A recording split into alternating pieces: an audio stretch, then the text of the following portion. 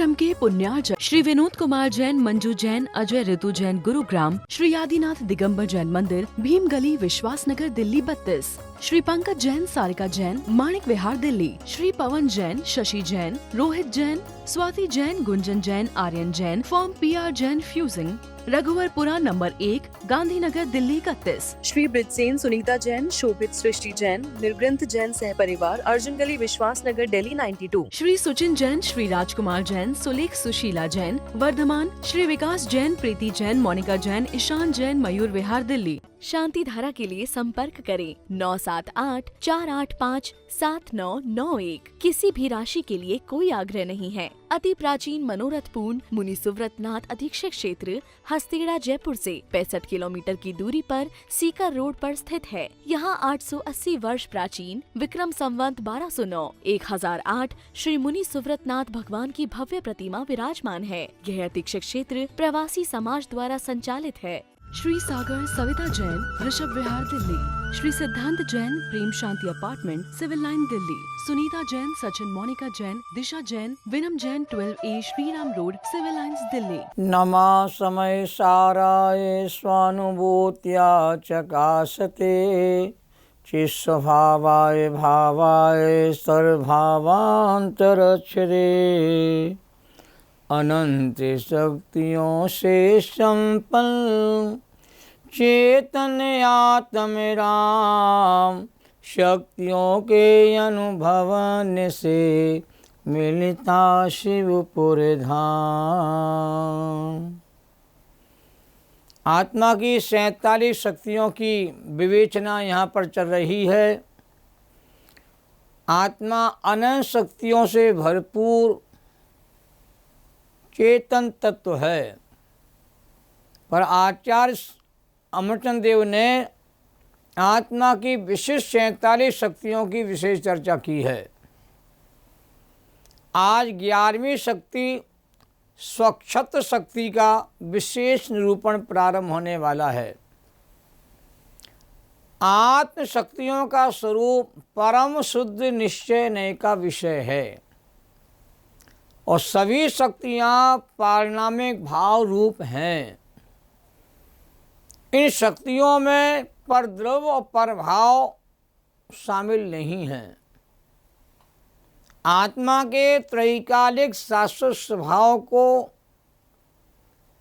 आत्मा के त्रैकालिक शाश्वत सामर्थ्य को शक्ति यहाँ पर कहा जा रहा है। आचार्य अमरचंद देव ने 11वीं शक्ति का स्वरूप इस प्रकार कहा है। निरूपात्म प्रदेश प्रकाशमान लोकाकार मेचक उपयोग लक्षणा स्वक्षत्र शक्ति। इस शक्ति का अर्थ क्या है? इस संस्कृत में आचार्य ने लिखा है। हिंदी में क्या इसका अर्थ होगा कि अमूर्तिक आत्म प्रदेशों में प्रकाशमान लोकालोक के आकारों से मेचक अर्थात अनेक आकार रूप ऐसा उपयोग जिसका लक्षण है, ऐसी स्वक्षत्र नाम की शक्ति है। जैसे दर्पण की स्वक्षत्र शक्ति से उसकी पर्याय में घटपटादि पदार्थ प्रकाशित होते हैं, उसी प्रकार आत्मा की स्वक्षत्र शक्ति से उसके उपयोग में लोकालोक के आकार प्रकाशित होते हैं। जिस प्रकार अचेतन दर्पण स्वभावतः स्वच्छ होता है, उसके सामने जो भी पौद्गलिक पदार्थ झलकते हैं वे सभी पदार्थ बिना किसी भेदभाव के एक साथ उसमें प्रतिबिंबित हो जाते हैं, झलक जाते हैं। इसी प्रकार ये आत्मा भी स्वभाव से अत्यंत स्वच्छ है, निर्मल है।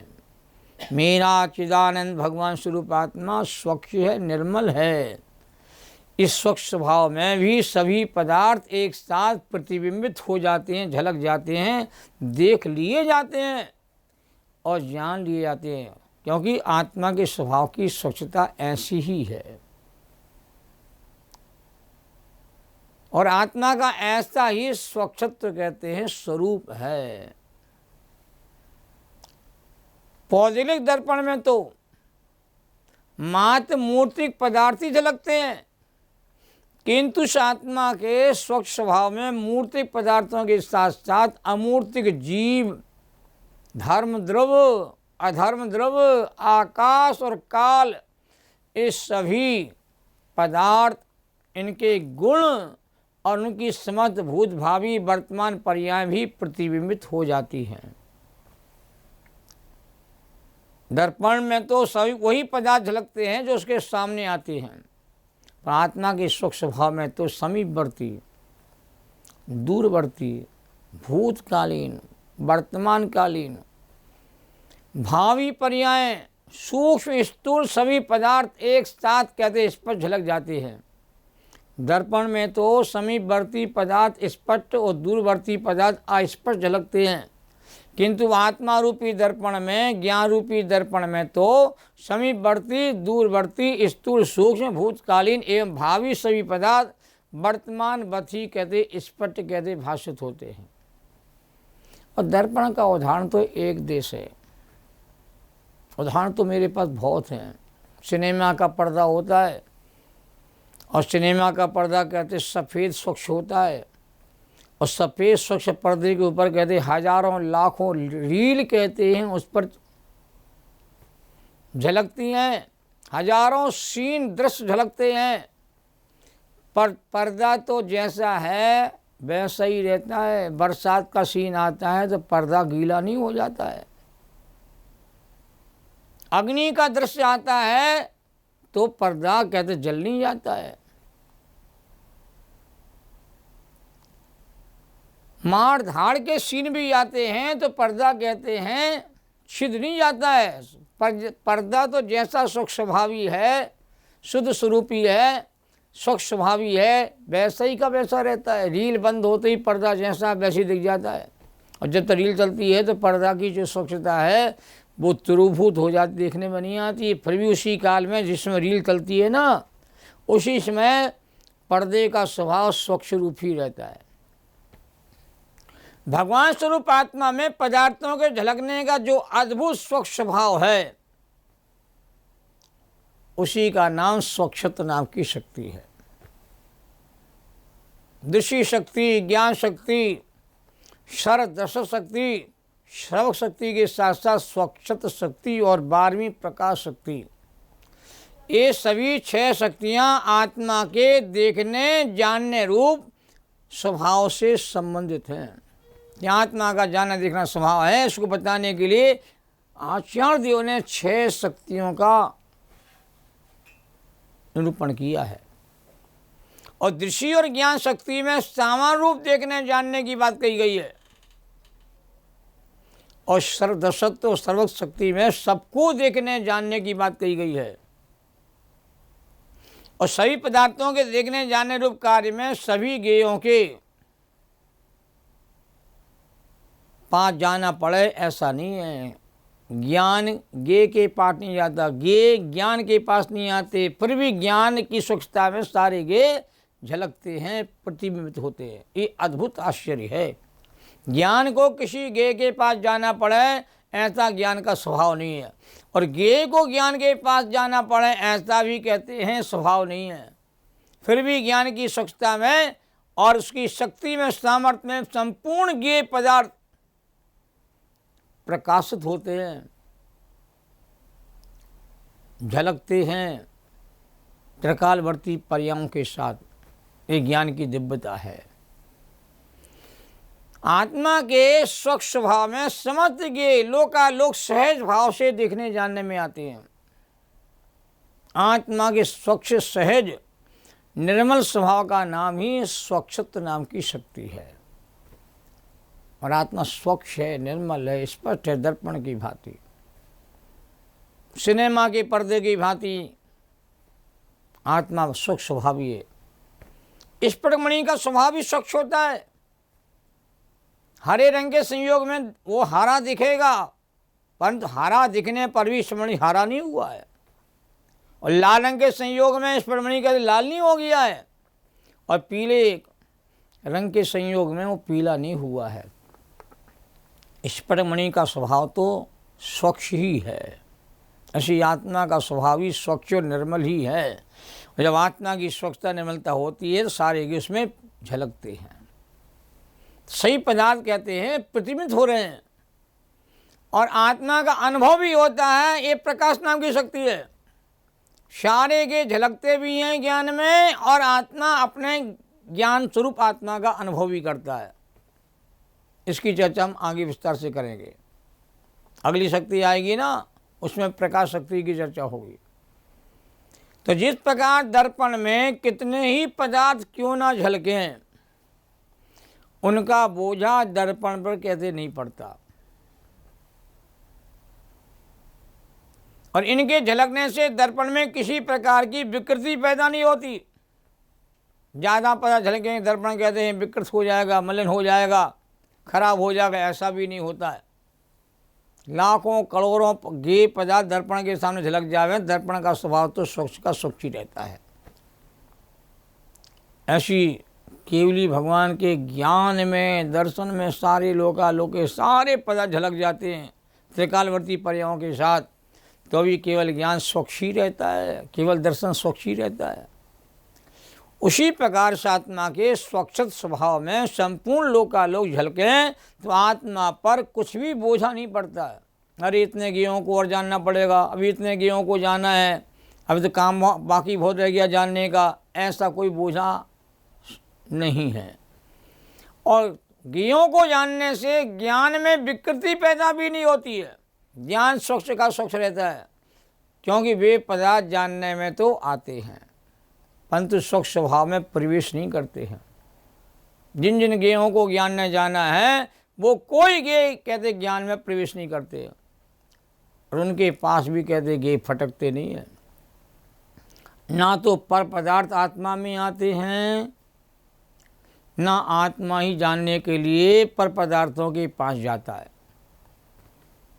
किसी को कहीं भी जाने की आवश्यकता नहीं है। जहाँ केवल ज्ञानी बैठे हैं उनके ज्ञान में कहते हैं संपूर्ण लोक कहते हैं अलोक भी झलकता है, स्वयं झलकता है, और त्रिकालवर्ती पर्यायों के साथ झलकता है। और झलकने से ज्ञान में अशुद्धता नहीं आती, ज्ञेयकृत अशुद्धता ज्ञान में प्रवेश नहीं करती है, ज्ञान स्वच्छ का स्वच्छ रहता है। ऐसी अलौकिक बातें आगम की हैं जो हमको समझने लायक हैं। ज्ञान स्वभाव की महिमा आना चाहिए। मेरा ज्ञान स्वभाव इतना निर्मल स्वच्छ है, उसमें सारे गे झलकने पर भी ज्ञान स्वभाव कहते हैं ज्ञानमयी रहता है। तो गे पदार्थों को जानने के कारण से आत्मा की स्वाधीनता पर भी कोई फर्क नहीं पड़ता, और ना ही आत्मा के जानने के कारण उन गे पदार्थों की स्वतंत्रता कहते प्रभावित हो रही है।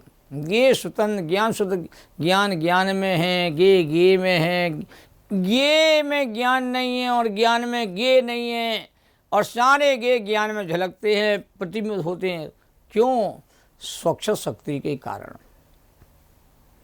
जब इस स्वच्छ शक्ति का पूर्ण निर्मल परिणमन होता है, क्योंकि हर शक्ति का पूर्ण परिणमन होता है, तब शक्ति वो प्रकट होती है, तो उसका लाभ मिलता है। जब स्वच्छ शक्ति का पूर्ण निर्मल परिणमन होता है तब सारा लोकालोक आत्मा में झलकता है, स्वयं झलकता है, अपने आप झलकता है। इसके लिए कोई अतिरिक्त प्रयास कहते हैं जीव को करने की आवश्यकता नहीं होती है। जब अल्प निर्मलता होती है तब पदार्थ कुछ अस्पष्ट झलकते हैं, परंतु झलकते तो सभी को हैं। इस प्रकार यह स्वच्छ शक्ति आत्मा के उस निर्मल स्वभाव का नाम है जिसमें लोकालोक स्वयं कहते हैं प्रतिबिंबित कहते होते रहते हैं। और ऐसा होने पर भी वह ज्ञान निर्भर ही रहता है। ज्ञान शक्ति स्वच्छ शक्ति कहते स्वाधीन ही रहती है, निर्भर रहती है। लोकालोक के झलकने से आत्मा की सुख शांति में कोई बाधा नहीं आती है। अरे इतने ज्ञों को जानना है, देखना है, कहते कोई बोझा नहीं है, अपने आप ही कहते जानना देखना हो रहा है। इस स्वच्छ शक्ति का रूप सभी गुणों में है। देखो, ये विशेष बात समझो, स्वच्छ शक्ति एक है पर स्वच्छ शक्ति का रूप जो है सभी गुणों में फैला हुआ है। इस कारण से क्या होता है, सभी गुण स्वच्छ निर्मल रहते हैं। ज्ञान भी स्वच्छ है, श्रद्धा गुण भी स्वच्छ है, चार्य गुण भी स्वच्छ है, सुख गुण भी स्वच्छ है, वीर गुण भी स्वच्छ है। सभी गुणों के साथ भगवान आत्मा भी कहते स्वच्छ स्वभावी है, स्वच्छ स्वरूपी है। जब यह स्वच्छ शक्ति पर्याय में परिणमित होती है तो ये शक्ति का रूप सभी अविकारी पर्यायों में, निर्मल पर्यायों में होने से वे भी स्वच्छत रूप कहते, परिणमन कहते करती है। द्वासां के पाठी इंद्र आदि वीतरागी भगवान की स्तुति करें और अज्ञानी पापी वीतरा भगवान की निंदा करें, अनादर करें, अपमान करें, ये दोनों बातें ज्ञान की गेय में बनती है। ये दोनों बातें ज्ञान में कहते हैं झलकती हैं, ज्ञान की गेय बनती हैं। फिर भी स्तुति करने वाले के प्रति राग नहीं होता और अपशब्द कहने वाले के प्रति द्वेष भाव नहीं होता। ऐसी अद्भुत जाति की वीतरागता है। और चारित्र गुण में स्वच्छ शक्ति के निर्मल परिणमन के कारण से हुई है। चारित्र गुण भी निर्मल हुआ ना स्वच्छ शक्ति के कारण से। इस शक्ति का स्वरूप ख्याल में आ जावे तो कमाल हो जावे। पर को जानने से ज्ञान मलिन नहीं हो जाएगा, मेचक हो जाएगा, नेकाकार हो जाएगा। इस प्रकार की आकुलता नहीं करना। अनंत ज्ञों को जानने के बावजूद ज्ञान कहते ज्ञान ही रहता है, स्वच्छ का सुख रहता है, उस पर कोई कहते मलिनता का कहते दाग नहीं लगता है। ज्ञान का स्वभाव सुपर प्रकाशक है। पर को जानना ना अपराध है, न पर को जानना मिथ्यात्व है। यह ज्ञान का स्वच्छ परिणमन है जिसमें कहते सारे पर पदार्थ कहते हैं स्वयं कहते प्रकाश होते हैं। इस चर्चा को हम कहते हैं कई दृष्टिकोण समझ सकते हैं। सिनेमा का पर्दा सफ़ेद ही होता है, उस पर हजारों रील चलती हैं, परंतु पर्दा अप्रभावित ही रहता है। ऐसे ही ज्ञान के स्वच्छ स्वभाव में लोकालोक स्वयं प्रतिबिंबित होते हैं। तो आत्मा तो स्वयं स्वच्छ है, उसके उपयोग में लोकालोक ज्ञात होने पर भी मलिनता ना लगे, ऐसा आत्मा का स्वच्छ स्वभाव है। और आत्म स्वच्छता के बिना आत्म सिद्धि नहीं होती। निज नाच को निहारना है तो स्वच्छ शक्ति को पहचानो। आत्मा स्वभावम परभाव भिन्नम। आत्मा का स्वभाव परभाव से भिन्न है। आत्मा पूर्ण है, परिपूर्ण है, संकल्प विकल्पों से कहते हैं पार है। ऐसे आत्मा का दर्शन करने के भाव, ऐसी आत्मा को जानने के भाव हमारे निरंतर होना चाहिए। सहजानंदी शोध स्वरूपी अविनाशी में आत्मस्वरूप ज्ञानानंदी पूर्ण निराकुल सदा प्रकाशित चेतन रूप। द्वासांग जिनवाणी माता को नमन और वंदन। जैनम जेतु शासनम।